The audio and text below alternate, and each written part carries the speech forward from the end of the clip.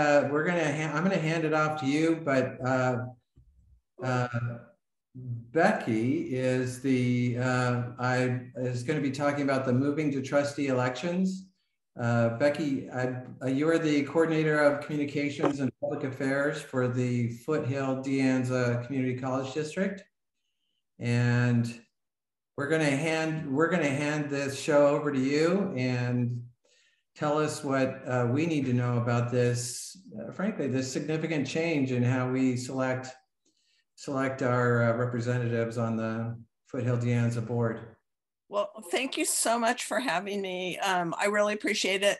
Just a side note, I followed, Marissa was in the position I'm in, and I followed her. So, and I do know a couple of you on the call, and I do want to thank Marianne Chauvelin and Jean Bedord for helping me get the word out about the transition to district elections. I've really appreciated that. So I have some slides. I really apologize for these slides. I like, my idea of a good slide is like photos and 5 words, but unfortunately this is a very arcane topic and it does not lend itself to that kind of presentation. So I kind of have these horrifying slides, mostly to help me talk through with you what I think it would be helpful to know. So let me start screen sharing. Okay. Oh, let's see. Open this up. Oops. Can you guys see? Yeah, I think if you click on the presentation mode. Okay, is that better? Yes. And then, okay, I see the little things to advance.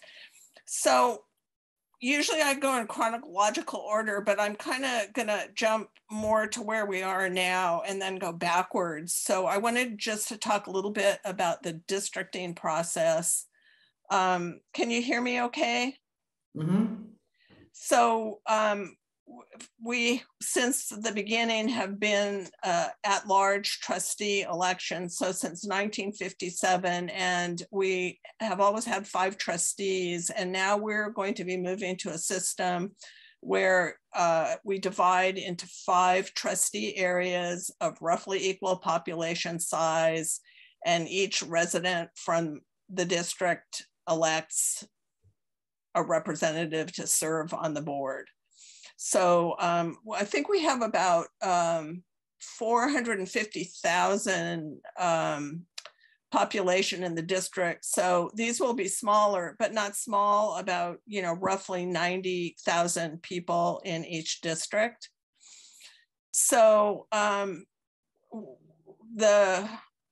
one of the things that is considered in drawing these districts is race and ethnicity, but those are not the predominant factor. There are other things that are considered, and I'm going to advance just to, you know, what are some of the factors. Gerrymandering, you can't just, you know, arbitrarily draw the boundaries to accomplish a purpose. There are accepted and established practices that guide the drawing of the boundaries. So relatively equal population size, you can't hop, skip, and jump all over to get certain people in. So they should be, you know, literally and functionally contiguous areas. One of the things I've tried to spend a lot of my time on are communities of interest, maintaining communities of interest, which are often racial and ethnic communities, but there are lots of other ways to define communities of interest. And then I think what you'll see on our maps, following as much as possible established boundary lines for cities, counties, and school districts, and keeping the districts compact. Now, just a little note on that, following the boundary lines, we have 6 complete cities and parts of 3 cities in our district and 5 districts. So, you know, obviously there's going to be some boundary crossing.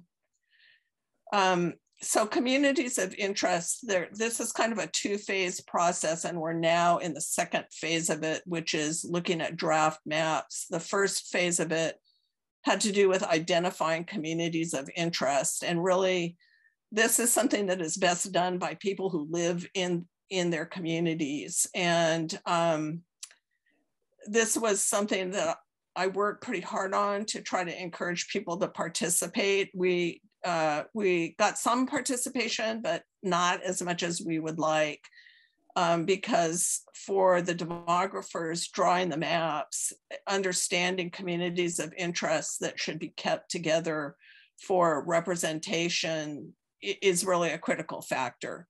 So we did get some input, not as much as we'd like. I mean, everybody was kind of doing this at the same time, and people have a lot on their mind these days. And, you know, the community college district is not top of mind for most people, but I was happy that we did get some input. And, you know, the idea of communities of interest is pretty essential to the redistricting process, because you are trying to bring people together with similar interests to give them an opportunity, the best opportunity possible to have their views be heard and to be represented in the governance of our district. So 2 phases, communities of interest. Now we just got our draft maps. We got the first ones the day after Thanksgiving, and there were some adjustments that had to be made. So they really were just posted this week. And what we're doing now is trying to let people know that they're there and get people to look at them and make any kind of comment that they want to make. So we have 3 maps from our demographer. The consultant is Redistricting Partners, who I think also worked on the county maps. I mean, they're one of the oldest and a pretty well respected firm for this type of thing. We also on our website have a pretty intuitive mapping tool called Districtor, and much to my delight, some people have gone in and actually proposed boundary maps. And so in addition to the 3 maps that the demographer provides, the board also will be looking at maps that the public provided. And I know in some places it is actually the public maps that went forward. So I'm going to skip over this. I mean, I did a fair amount of work trying to outreach on communities of interest. Now I've shifted over to letting people know about the maps. So you may be seeing some ads in local papers, and some of you, in addition to being here and hearing this, will probably be getting emails from me about the maps being here and some hearings that are coming up and other ways that you could give input about the maps. So now to the exciting part. So this is the first of our 3 maps. We have not had them formally presented to the board yet. That's going to happen at a public hearing at the regular board meeting, December 13th. But this little description that it follows city boundaries as much as possible and tries to keep cities together is the demographer's shorthand explanation of kind of what guided the drawing of the boundaries. They also took into consideration some of the comments that came in through the community of interest surveys we did, and through testimony at public hearings. The League of Women Voters participated in one of our hearings, and also the board's comments at 2 of the public hearings on communities of interest. So, you know, you can't tell a lot by looking at this map, but using this website, you can go on and look at the maps. I'll show you another one. This is slightly different because it follows boundaries it kind of incorporates school boundaries. And then map C prioritizes school boundaries, with city boundaries being secondary. So I will tell you my experience looking at these maps. This is not an easy task to interpret these maps. So the maps I just showed you are base maps, and on the website, they're part of a 7-page PDF that contains population stats that tell you how many people live in each of the area. It tells you a little bit about the ethnic mix, and then it breaks down a little bit more on each of these areas, A, B, C, D, and E. But I didn't find it super helpful to look at the base map, although the data is interesting. So there are also overlays that you can look at. There's an overlay with cities. So, and that's the one I've looked at the most. And you can see city boundaries in relation to these proposed trustee area boundaries. There's also an overlay for elementary districts, the feeder high school districts, so Palo Alto Unified, Mountain View Los Altos, and Fremont Union. And there's actually one for unified districts. We have a teensy part of Santa Clara Unified, and of course Palo Alto Unified. So these are kind of different prisms you can look at the maps using. And for each of the maps, there's also an interactive thing where you can really drill down and look closely at the boundaries at street level. I've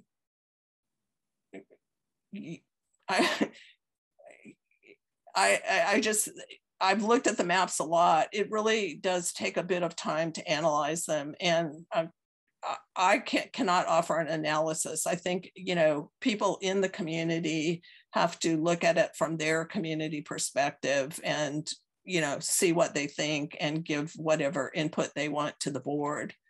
Okay, this is the Districtor mapping tool, and these are a couple of the maps that have been submitted. The law, I mean, this is essentially a legal process, and the law does guide kind of what you need to do. We've had 2 community of interest hearings before the Board of Trustees to inform the mapping. And now we're going to go into the hearing part on the draft maps. The first hearing is December 13th. And I don't think, and there will be another one January 10th. It's possible that there could be some decisions made at that December 13th meeting. I mean, at some point, you know, they're going to have to whittle down on maps. I mean, they have several publicly submitted maps in the 3. And so I would expect at the December 13th meeting, the board would start kind of trying to focus in on, you know, what maps they're most interested. And it is the final decision, will be the final decision of the board, which map to adopt. So anyway, they're posted and they're there for you to look at, and there's information on the website about different ways to give input. Becky, just sorry, I can't see if there's questions or comments, so interrupt anytime. Would you rather questions be asked during your presentation, or I honestly don't care, but you know, as you know, when you share screen, you can't see questions. So if people have things now, let's go for it.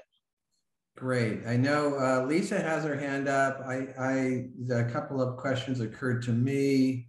If people don't want to ask their own question, you can certainly put it in the chat, and we'll make sure that Becky gets that. So if you don't mind, then Lisa has her hand up. So while you were thinking of it, Lisa, why don't you go ahead and ask your question? Sure, thank you. And I apologize, Becky, if I missed this in your presentation, but I'm curious, as are others, what prompted this after 65 years of doing it? the other way. Yeah, you know, so I am going to get there. I have a whole section on that. I just kind of thought people might be most interested in the map. So I usually start with that, you know, because that's kind of the part I've been living for a long time. So would it be okay if we waited? Because that's coming up right next. Sure, sure. Yeah. Okay. Thank you. I have a question about the maps. Okay. I noticed that there are, like in Cupertino, there's 2 districts they're in, that one city is in 2 different spots. Is that right? I'm going back. I hope I'm not making you dizzy. Yeah, yeah. So what I would advise you to do is, yes, cities are split, and to understand how that is done, you have to go onto the website. This is not the best way to see that. It's that city overlay. So basically, if you use the overlay, if you use the overlay, you'll see, I'm sorry, I have this really annoying phone thing that I have to turn off that's chirping at me. Anyway, the overlay will let you see exactly, you know, how it's divided. But I do believe that Cupertino and actually most of the cities, there are some divisions there. Cupertino is an E and D according to this map right here that you're showing us. And you get a much better view of that with that city overlay. And that's because of the requirement that the districts have to have approximately equal population. It's a plus or minus 10%. Right. Now, point of information, now there's a variety of maps and no decision has been made. Right. Right. So yeah, I think Donna's observing that there's different ways that the cities have been addressed. To the point about decision making, will the board on December 13th be making a first reading approval, and then the January will be a second reading, or will there be, you think, cumulative decisions regarding the process as they go along? I mean, I really cannot predict this. I've never been through it before, but I think it'll be more cumulative than, I mean, once you look at those maps, you will see it's not easy. It's a little bit overwhelming. And I think they're going to have to get information and get input. And I mean, it's not like take it or leave it on these maps. I mean, people can say, well, this is a goal I want to achieve. You know, could you go back to the drawing board and still follow the guidelines of, you know, equal population, compactness, and so on, but make these changes. So I think it's likely to be more iterative, but I don't think they will do that with every map, you know, like, because there's 3 maps here, and I don't know, probably at least 3, you know, public maps that could be considered. They're not going to try tweaking all 6 of them. So they will start to narrow down, but there will be several opportunities. I do think trying to get any input into them before December 13th would be desirable. Great. Well, why don't you continue, and we can let you finish your presentation. I'm sure we're going to have a lot more questions. Unfortunately, I probably cannot answer them all, but anyway, so this is the timeline.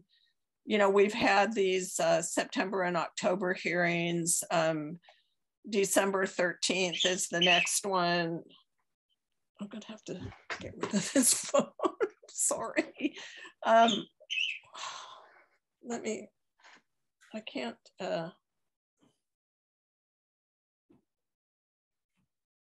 I'm really sorry. I thought that I had this taken care of. And now, Lisa, you have your hand up, and I don't know if that's for a new question. And I think Donna,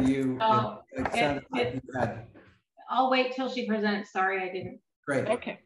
And I don't mind the interruptions, but anyway, so that's kind of the sequence of events. We have December 13th, January 10th, and then February 14th is, you know, when they're supposed to make a final decision. We do have to have this done by a certain date in April. So, you know, if something happened and they couldn't quite get done by February, I think there is some option to go further, but this is the timeline that they're hoping to achieve. So one of the things, and this is like one of the ones I like dread questions on, is once they select a map, they will number the districts and make a determination of which districts will be elected when. Like, you know, we have staggered elections, and 2022, there are 2 seats up, and then 2024, there's 3. And so, you know, the decisions that are made, I mean, the districting process is going to affect the sitting trustees. And, you know, there's some interesting questions that have come in, like, well, what if 2 trustees live in the same area and one is up in 22 and one is up in 2024, what happens? And, you know, what if there's an area on the map that nobody lives in? And, you know, these are things that we're going to have to work through. But my understanding is that all the trustees would complete the terms to which they were elected. So, like if there were one of the trustee areas that had 2 people in it, one in 2022 and one in 2024, they could both run for the 2022 seat, as could, you know, anybody else who lives in that district. And I mean, this is totally hypothetical, but if the person in the 2024 expiring term won in the 2022 trustee area, they'd resign their 2024 seat, and then there'd be another election, or it could be appointed. But I mean, you sort of get the drift that there are going to be some complications to be sorted through. And, you know, this is something I cannot answer a lot of questions on because I barely understand it. I find it kind of mind-boggling, but I just wanted you to know that those things were going to be happening. So this is kind of working backwards now, like kind of how did we get here? Should I stop for any questions, or should I go ahead? Well, why don't you go ahead, because I think this is exactly what Lisa was asking about, how the dominoes started falling in this process. Okay. So the dominoes started falling on, you know, after we got this letter here on January 28th, 2019, saying that the district's method of conducting elections may violate the California Voting Rights Act. And this letter was sent, I think it was sent by a lawyer. There are lawyers throughout the state who are involved in, I guess you would say, enforcing or advancing the California Voting Rights Act. And there is an organization called the California Voting Project, or there it is right there, California Voting Rights Project, that does research and provides data to support these claims. So that kind of got the ball rolling, you know. So the California Voting Rights Act is a really, really interesting piece of legislation that was passed in 2001 and enacted in 2002. And not a ton happened right away because I think there were some challenges to it.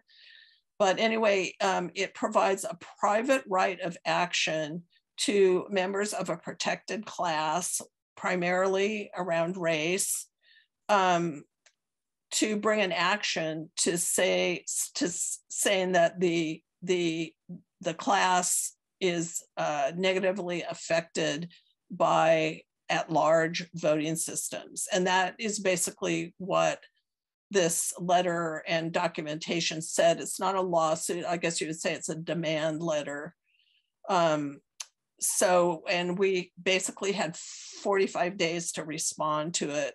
So this California Voting Rights Act, I read a report, I think the California League of Cities in 2018 did a report looking at the impact of this, because the first kind of wave of these private enforcement actions supported by an infrastructure of lawyers and civil rights groups, I guess you would say. The first wave was really cities, but just in the last few years, these are all Bay Area government entities that have received these letters and have made or are making the switch. And in 2018, the League of California Cities said that I think 88 cities had switched to, they call them by district elections. And I think 20 more were in the wings. And, so that was a few years ago. So this really has been kind of a quiet revolution that has changed the way many government agencies elect their governing boards. And kind of interestingly, I think for us, somebody came forward like maybe, I don't know, 6 or 8 years ago and suggested that we might want to make this switch. And the board at that time felt that the at-large system was effective, that people were well represented and, did not opt to make it, but there was not a legal threat behind it. So, so this is getting down into the weeds a little bit, but the idea behind it is that, at-large elections impair the ability of protected classes. I don't really like to use that word, but of groups of people to elect the candidates of its choice and influence the outcome of elections. They're both are diluted. Becky, I know I've heard from other organizations that have at-large elections, and they fully anticipate and acknowledge that the weight of the law is now pushing everyone to go. Oh yeah, absolutely, absolutely. To that point, I know, is this a good time to break for questions? Because I think Donna had some. Sure. And then I know Lisa also has her hand up. So sure. Donna, you need to unmute Donna. Oh, okay, got it.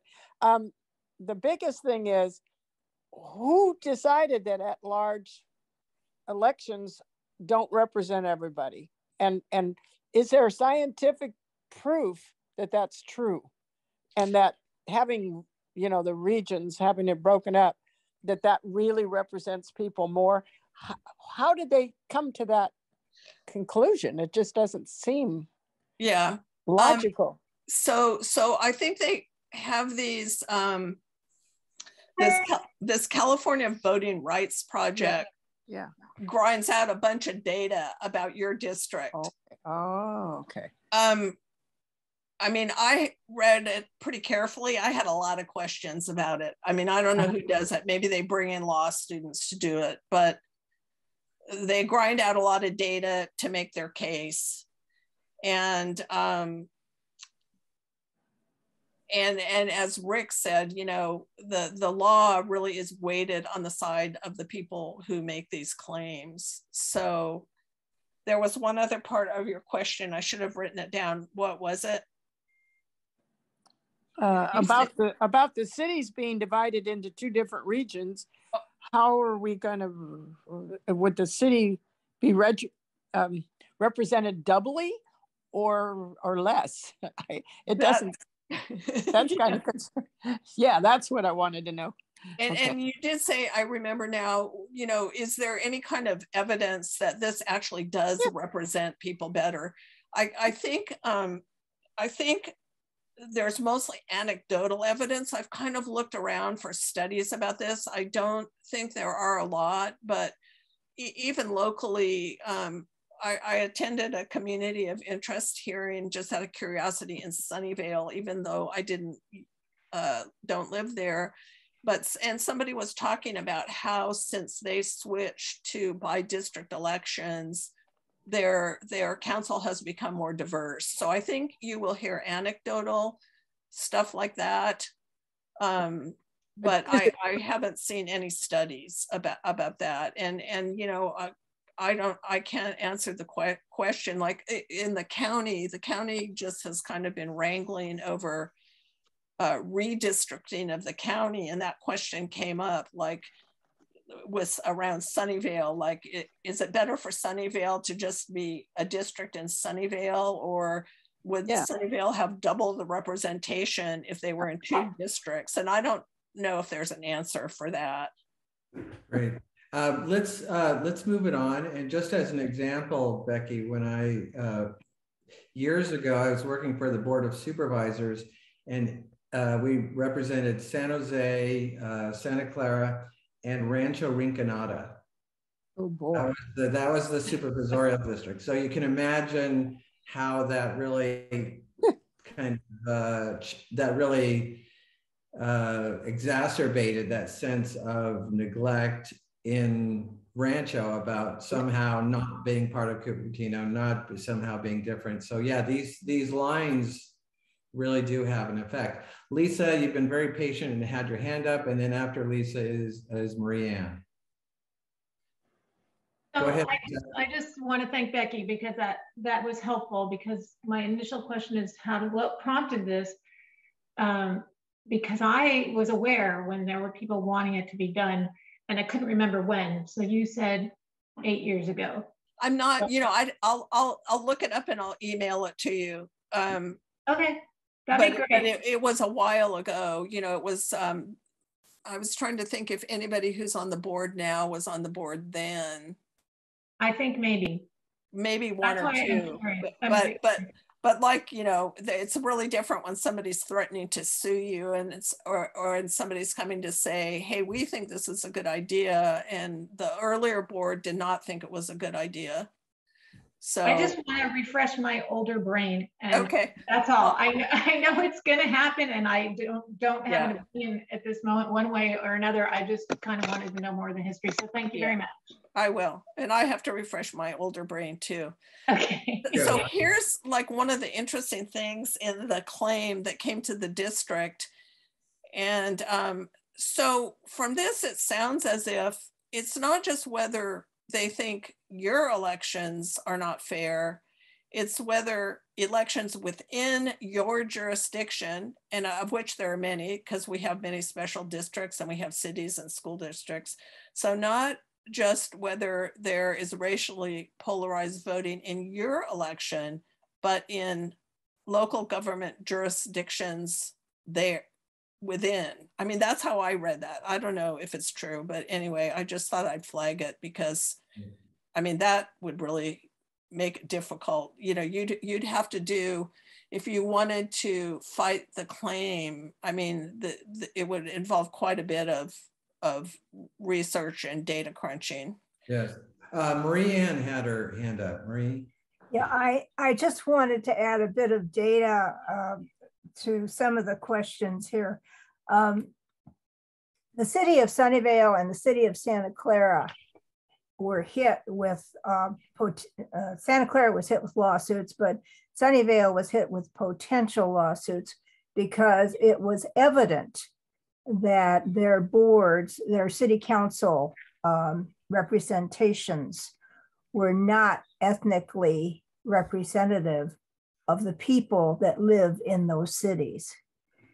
And a lot of nonprofit organizations have been looking at this. And that's one of the reasons that this has become such a sensitized issue, because they had, it was blatant that the representation was just not there.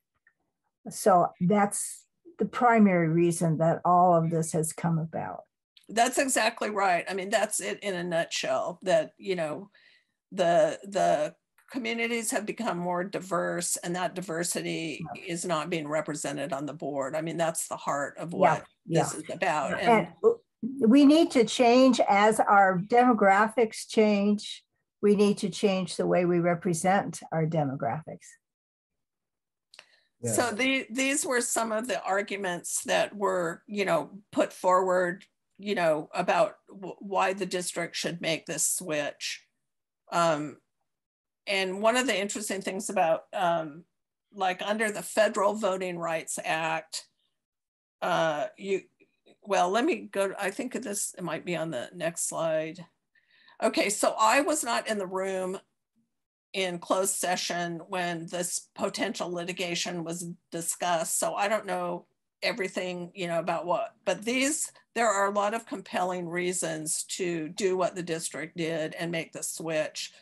So even though hundreds of, jurisdictions have received the demand letters and made the switch, at that time, there had never been a jurisdiction that had defended a complaint, because as Rick said, this is weighted to, the law is weighted to make it happen.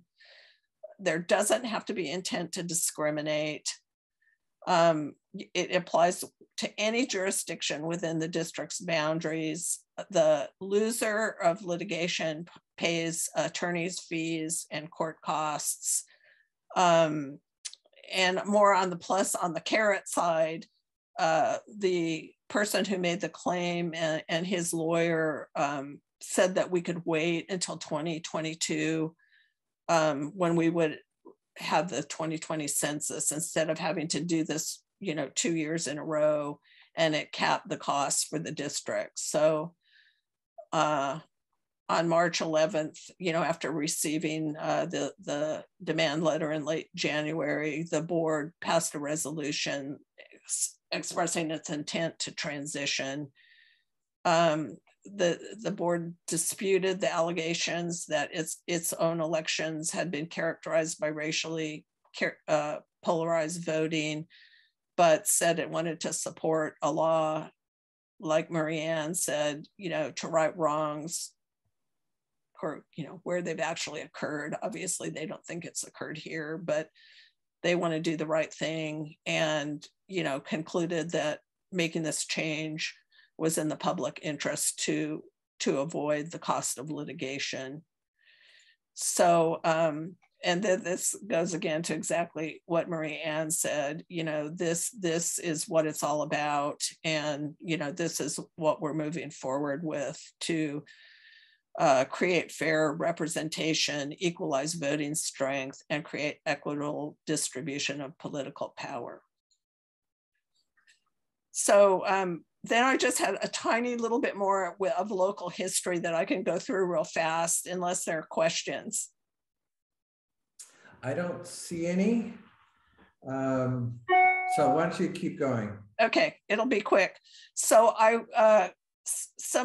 we have an archive, and I asked Marty, our archivist, to look for something from the first election in 1957. And I was just fascinated to see on this clipping down in the lower right-hand corner, that people were worried that in this big old district, which was smaller then than it is now, that there was, worry about voter apathy because the district was so large. And I think, one of the hopes is that, when the areas are smaller and more local, that maybe it will be easier for people to run, and there will be more interest. Now, a district of 90,000 people is not exactly small, but anyway, this concern about a large area and getting people to participate in the electoral process has been with us since 1957. This is our founding board. I think we were a little bit unusual in that we did have a woman on the board, Mary Levine, who served a couple terms. This is a pretty typical, for many years, our view of board members. Here's another one. There was kind of a gap with women on the board, and then I think it was dang, 1978. I can't remember when Mickey Wheat came on. Anyway, there's Mary Wallace, Mickey Wheat, and there's Dolly Sandoval as a student trustee. Yeah. Isn't so coming into modern times, you know, our board has become more diverse. Dolly went to college, came back and started working and was elected to the board. Paul Fong followed soon. And this is our current board below. And Laura Casas came on as an appointee after trustee Andrea Lederman passed away. And she's been subsequently elected many times. And Pearl Chang came on to replace Paul Fong and has been elected many times. So, you know, it's kind of ironic because I mean, we have a fairly diverse board now, but now we're making the switch. And I just wanted to put this in. If you want to look at the maps, it's this is part of the district website. You can get there by just going to FHDA, like Foothill-De, and you can find the trustee maps by down here in this left-hand navigation, trustee area elections, and then this little bug here, and that'll take you to a place where you can view the maps. And that's it. And I really thank you for your patience and interest. Well, thank you, Becky. I've been able to work on a couple of different redistricting processes, and it is incredibly difficult. And I'm just reminded of something our late great city manager, David Knapp, used to always say, is that if you think it's easy or simple, that's because you don't really understand what's going on. He would say it half in jest, but after a while, we just nodded and you do what you can to scramble. Marissa had a hand up briefly. I don't know if you still have a comment. Actually, I was I had a thumbs up to the district having a woman on the first board. That was a thumbs up, and then some applause for Dolly. So that was all, not a hand raised or not the intention. Okay. That was the idea. Thank you. Yeah, so it's as you had said, it looks like there has been diversity, and that's a real tribute to the college district and to our community. This may add to that strength. Exactly. Marianne, you have your hand up. Yeah, a couple comments. It could well be that we re-elect the same people we've got there now. And that might be a good thing. But I wanted to ask Becky if she could share her slides with me. I have been publicizing this event in the league publications, and I would definitely like to call a little bit of the data that you shared. Yeah, I will. I know how to get you. Hey, I wanted to ask, I don't know how tight a time frame are. I think I could, I just wondered if you'd be interested in seeing what the city overlay looks like on one of those maps. Sure. Yeah. People have time. I think we're good. John is gonna talk a little bit about what's happening at the city, but following up on Marianne's request, can you share the deck with everyone? Because I know there's a lot of interest, and yeah, it's very good background. And frankly, as you say, I'm of the same school that you are, Becky, where, you know, a graphic with 5 bullet points, that's the perfect slide. But it's an important issue, and so the more information we can get out in as many different forms as possible is going to help the process and cause. Yeah, Rick, I could send it to you, and then if you could send it around to, because sure. I have a few of these email addresses. We have twice as many people signed up for this, so I know there's interest and actually showed up. But so we can send it out to them, and then also I'd like to include this in subsequent chamber communications, our newsletter, things that are changing next year. It's that time for those announcements that we all get. And so please go ahead. Well, so you'll see, I mean, this is not like, let me see if I can make it a little smaller. So, like Cupertino, it's down here in the aqua color, I think. I mean, you guys are going to be better at figuring this out than I am, right? But so here's map A, the dark outlines, you know, outline the different districts, and then the colors show the different city. They're really hard to read. Why they can't do this all on one map, I don't know, but they don't. You have to use these overlays. So I think that if you want to look at the maps and see what happens to Cupertino in the, you know, different iterations, the map A, B, and C, this is the thing to do, is to use that cities overlay. Great, thank you. Yeah, that's interesting. And there's you know, a gazillion overlays, and these like draft map A with no overlay, that's kind of what I showed you. And you can blow it up and see it big. And then just let me show you the interactive one. This one's kind of a little bit funky, but okay, why aren't you working? Okay, for some reason, I don't know why it won't work, but oh, there we go. In real life, you can get down to street level if you kind of want to look at the detail. But, you know, anyway, like I said, you could spend a lot of time looking at these maps. And I think, you know, if you're coming from a certain point of view, it kind of narrows it down, narrows your analysis down. So, but I think to get a whole lot out of it, you do have to kind of study them to figure out, you know, what you think is the best alternative. And we hope to hear from you.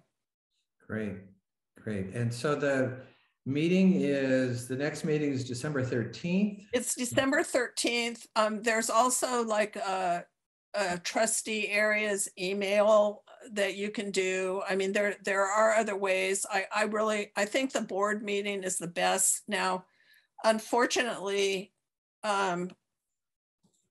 this was a disappointment for me, but our board has gone back to, because, you know, like many, we've gone back to in-person meetings, and we're in a new boardroom that we'd only been in once before the pandemic happened.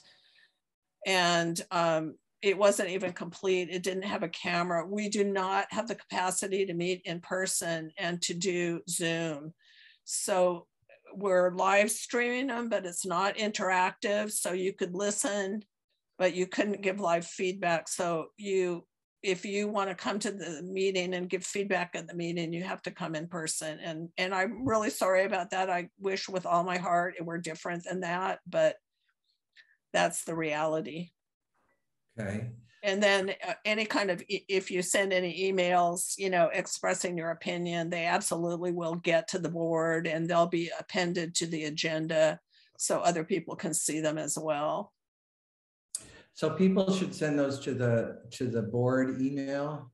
You know, if you go on that, you can do the board email, they'll get it. But also there is on that website where I showed you the draft maps, the trustee areas website, there is an email, and every page basically tells you how you can give feedback. So it's a special trustee areas at Foothill.edu or something. So either way, I mean, it's all going to get to the board, however you want to do it. Great. Well, repetition is still an effective means of education. Other questions? So yeah, I don't see any. Thank you so much, Becky. It's, again, we appreciate is there anyone on this call who didn't attend Foothill or De Anza? I mentioned earlier. Who did attend? Who?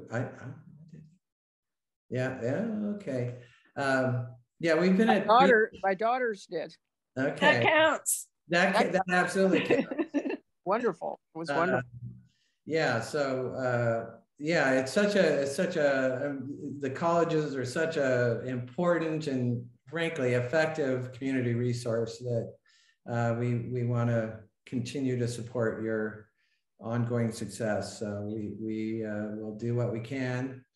Well, I can't thank you enough for your interest, because I do kind of feel it's been a losing battle getting people's attention to this. And that's why I'm so grateful to the League of Women Voters for, helping me spread the word. And I just really appreciate your interest in giving me the time to talk with you and asking great questions. Well, thank you. Thank you so much, Becky. Thanks for taking your time out on Friday to join us. And we'll look for you on the 13th of December. That's a Monday, and that's in the evening, I think, when the board meets. And then all the public hearings are at 7 o'clock as part of the regular board meeting. Okay, great. And then January 10th. Well, we'll look for you in the audience. Yeah. Okay.